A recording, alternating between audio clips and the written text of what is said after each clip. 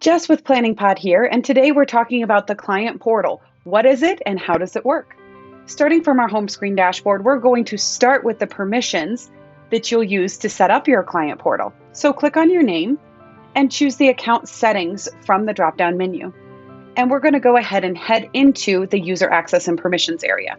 Note that while you still have your full user groups here that you can customize, we're only going to focus on the client portal for today. Any tools that are available to use and display in the portal will have a little checkbox next to them that you can choose to tick on or off. If you don't want contracts, for example, to show up in the portal, you can simply untick that box. You'll notice that you will have access to add attendee lists, banquet event orders, files, floor plans, and much more. With floor plans, you'll see there's an extra permission to either allow editing or it will be read-only in the client portal. So you'll just need to change that if that's something that you want to allow your clients access to use. Now that we have our settings taken care of, let's go ahead and grant access to a client to the portal. We're going to start in our contact list, and you can either add a new contact or select an existing contact to grant access to. The user access panel is on the right side if you're using a desktop. It'll be down below if you're on mobile. And you'll just come in and change the access to client portal only. Now, once we save that, it's going to send an email to your client inviting them to collaborate with you in the portal, and they'll be able to set up a username and password to log into their portal. For the sake of our demonstration today, I'm going to go ahead and use a contact that I have in here, Martin Sawyer. You'll see that he has his login credentials set up for the client portal, and we're going to go ahead and hop into the event that Martin is the client for. So we're going to open up the Melissa Johnson and Jeremy Murphy wedding here and walk through the tools that communicate with the client portal. Now, the first thing we're going to take a look at is going to be the attendee list. There's nothing required on your part to have this populate into the portal. However, in order to have meal selections on the client portal side of things, you do have to add them from within the application. So make sure that you have added these on behalf of your client so that they can select their meal choices as they're managing the RSVP list and adding and updating that information. Back from the main dashboard, we'll look at the banquet event order that our venue users have access to. Now, the BEO will allow you to add signers, and anyone who is a signer on this BEO will be able to review it in their client portal. Note that any contact will also be able to see this. It just won't ask them for a signature. So if you're not using the BEO signature option, it's not going to ask them to sign it. It will just allow them to review the information. Moving down, we'll take a look at contracts. If you do have an active contract, it will automatically show up to anyone who is a signer on that contract. Let's go ahead and add a contract so you can see what this will look like once we get into Martin's portal. Now, you'll see that I've added this to both Martin Sawyer and Margot Fisher. If I needed to add another client to this, I could just add them as a signer and it will populate into their portal. Back on our main dashboard, let's take a look at floor plans. Now, there are a couple of little tips here that I want to make sure that I share. And the main one is that if you've given your clients access to edit the floor plan, they will only have access to your favorites list as far as the elements go. So you can load in any tables, chairs, elements, those kinds of things into your favorites list, and your client won't be able to add something that you don't have access to, or a piece of equipment that you don't have. To mark something as a favorite, just select the element, click on the star, and then you'll give it a name. You'll notice that I put 2 available in the description, and that way it's pretty obvious that someone can't put 5 pianos in there. Same thing with like cocktail tables. If you only have 20 in your inventory, you don't want someone to add 30 onto a floor plan. Now, in the food and beverage area, you'll see that we do have our packages here. There's no action required except adding the package to have those show up in the client portal. So you don't have to send them or anything like that. They'll just automatically be there. Planning Pod Invoices in conjunction with the client portal creates a really robust experience for your clients when it comes to managing the financial details of their event. You'll see that as soon as we add the client, it will go ahead and add the invoice into the client portal. So they'll be able to see what's going on. They'll be able to view any scheduled payment reminders if you're accepting payments in installments. They'll see any payments that they've made, their balance due. They are able to upload credit card information and really manage the financial side of things without you having to intervene constantly. We'll be covering the client-facing functions within the portal a little later on in this video. Back at our event dashboard, I'll click into the itinerary, which does not require any additional action to have this display within the client portal. The notes will show up as well if you need to provide any context for your clients.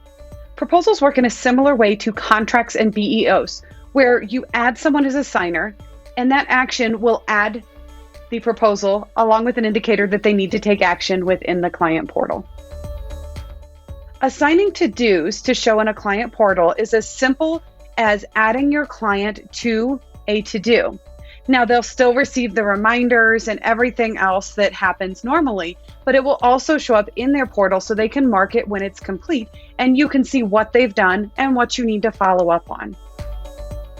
Using the client portal to manage to-dos in this way allows you to really compartmentalize your task management within the system while also still communicating to your client what their responsibilities are in conjunction with their event.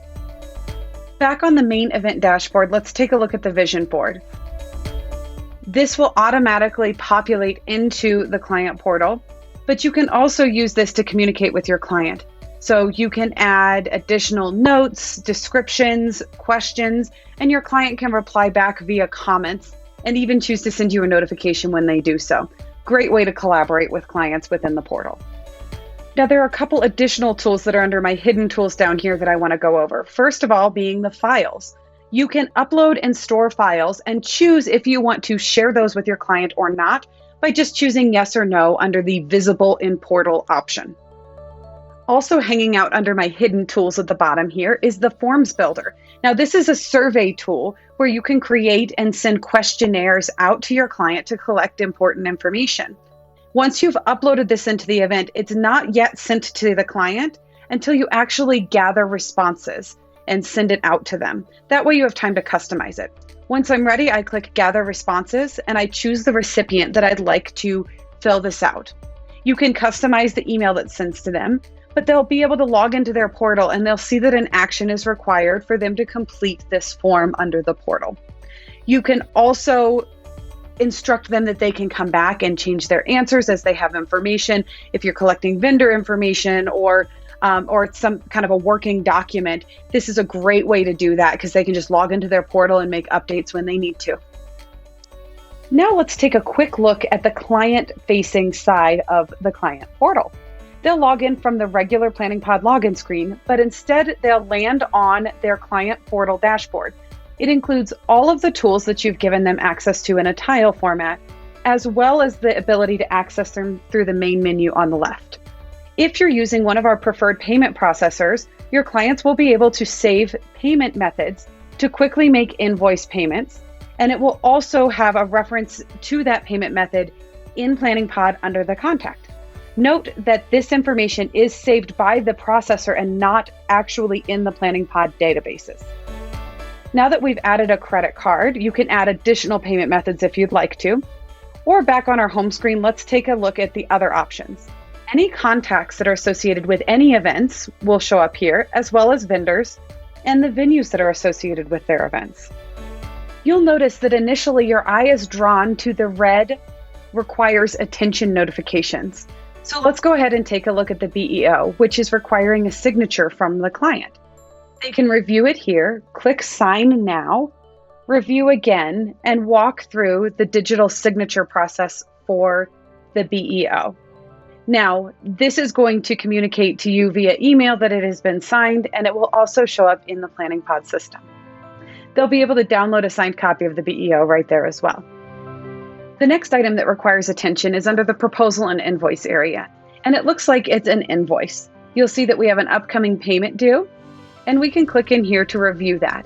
You'll see the payment reminders that we've set up, which you can click Pay Now to pay on that payment reminder, or you can click at the top to make a payment even if there's not a reminder set.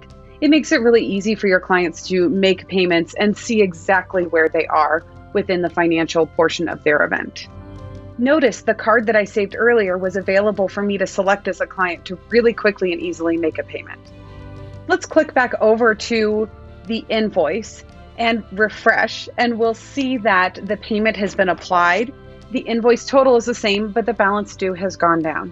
You can download a PDF of the invoice, including all the payments that have been made, so that they always have access to that information at their fingertips within the account.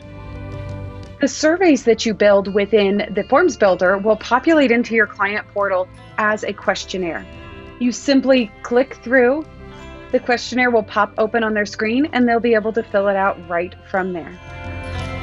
To-dos we talked about a little bit already, but let's go ahead and look at how these view within the client portal. It's a very simple design that allows your clients to mark things off when they're done, read any notes associated with them, and even review items that they've already marked as complete. The next tool we'll take a look at is the attendee list, which allows your clients to add new attendees, group attendees, import a whole attendee list. They can update RSVP status, assign meals. Again, note that those meals need to be created within the main account in order for your clients to be able to manipulate them in the portal. You'll notice we don't have any contracts in this particular client's account, so there won't be anything under there. But under the files area, you'll see the file that we uploaded within the main account and assigned to have it added to the portal. Clients can upload their own files here as well, so they can share that information with you. Next is the floor plan. The floor plan does need to be preloaded into the event in order for your clients to see it. And as I mentioned earlier, the library in the portal will only include the items that you have marked as favorites within the main account. Clients can seat their guests. They can manipulate the floor plan, move tables, add items if you've given them edit access to this feature. Back at our home screen, the food and beverage packages will display here. Your clients can add notes and they can download PDFs of their menus. The last thing we'll take a look at is the itinerary, which shows everything that you have on your itinerary. You can expand and look at all the details or just look at the individual items. And finally, the vision board.